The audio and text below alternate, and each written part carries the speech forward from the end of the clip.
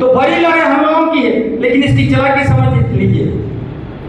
और गैर कानूनी तरीके से हस्तांतरित जमीन, उसमें भी क्या किया है, मतलब बाकी जगह पर मान लीजिए झगड़ा हो गया परिवार में, उसका निपटारा नहीं हुआ ग्राम सभा में, तो वो लोग आएंगे हमारे प्रधान राजा के पास, परगना के पास, लेकिन जहां आदिवासी जमीन गैर आदिवासी ने लिया उसको वापसी करने का होगा, ग्राम सभा नहीं सका तो सीधे किसी के पास जाएगा।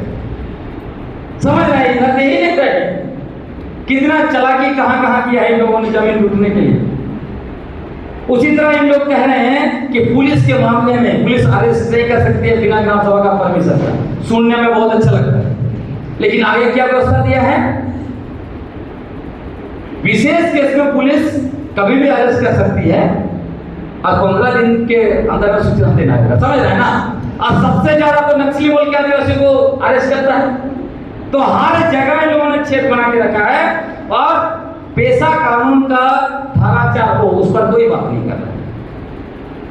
हम लोग का क्या होना चाहिए, जिला परिषद तो हम लोग का नहीं है, हम लोगों का स्वशासी जिला परिषद होना चाहिए। उसमें क्या है, उसमें हम लोग चुनाव नहीं चाहते हैं। स्वशासी जिला परिषद में स्वशासी जिला परिषद हर जिला में होगा, जिसमें लगभग 30-31 सदस्य होना चाहिए, जिसमें हमारे पारंपरिक अगुवा होंगे, कुछ जो होगा जो बुद्धिजीवी होंगे, कुछ महिलाएं होंगी। इस तरह का हम लोग का स्वशासी जिला परिषद होना चाहिए कि नहीं। अब परंपरा से लोग बैठ के तय करेंगे कौन होगा। क्या हम लोग नहीं कर पाएंगे ना कि दिक्कू व्यवस्था वोट चाहिए आपको, नहीं ना। एमपी और एमएलए का वोट होना दीजिए, लेकिन नीचे नहीं होना चाहिए। क्या बोलते हैं, सही है ना। और आखिरी बात प्रस्ताव आपके पास रख रहा हूं, उसके बाद चर्चा कीजिए। और आखिरी में जो कुछ 5 प्रस्ताव है वो तो 2-3 मिनट में लगेगा, उसको बाद में करेंगे। ये जो पंचायत कार्यकारिणी व्यवस्था हमारे ऊपर थोप रही है सरकार, उसको काटने का तरीका क्या है, कार्यपालिका शक्ति हम लोग कैसे लेंगे, उसके लिए हम लोगों को प्रत्येक ग्राम सभा में पारंपरिक ग्राम सभा कार्यकारिणी बनाना पड़ेगा, है ना। 7, 9 या 11 लोगों का।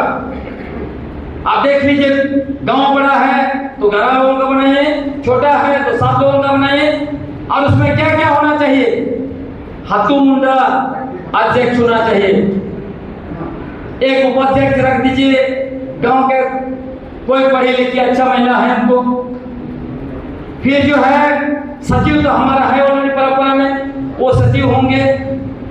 उसी तरह कोषाध्यक्ष कोई परंपरा में नहीं है तो किसी महिला को रखिए। फिर हमारा पहाड़ पुजार है, उसको रखिए सदस्य में। उसी तरह गांव का कोई पढ़ा लिखा अच्छा काम करने वाले लोग हैं, उनको रखिए। ऐसा करके कि अभी हम लोगों को क्या बोला जाता है, नहीं आप लोग का पारंपरिक व्यवस्था में महिला लोग नहीं है, ऐसा बोला जाता है ना। तो यही कार्यकारिणी समिति में हम लोग उपाध्यक्ष के रूप में, कोषाध्यक्ष के रूप में और सदस्य के रूप में कम से कम कुल मिलाकर 3 या 4 महिला को डालेंगे। क्या सहमति है इससे? तो बस मैं इतना ही कह के इसको हम लोग को लागू करना पड़ेगा। पेशा कानून 1996 लागू है, सरकार नियमावली नहीं बना रही है, हम लोग अपना नियमावली बनाकर लागू करेंगे, है ना।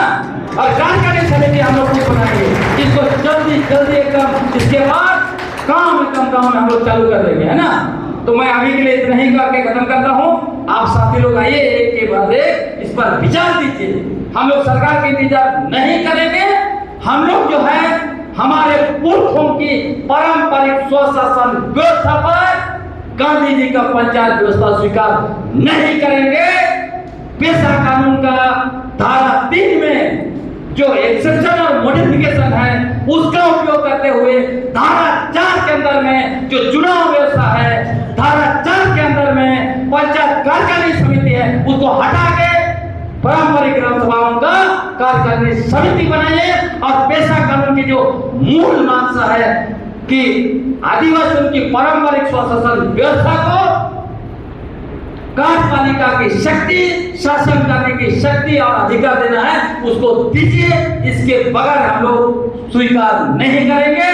झारखंड के अनुसूचित क्षेत्रों में जेपीआरए और नगर पालिका अधिनियम 2011 नहीं चलेगा। बहुत बहुत धन्यवाद।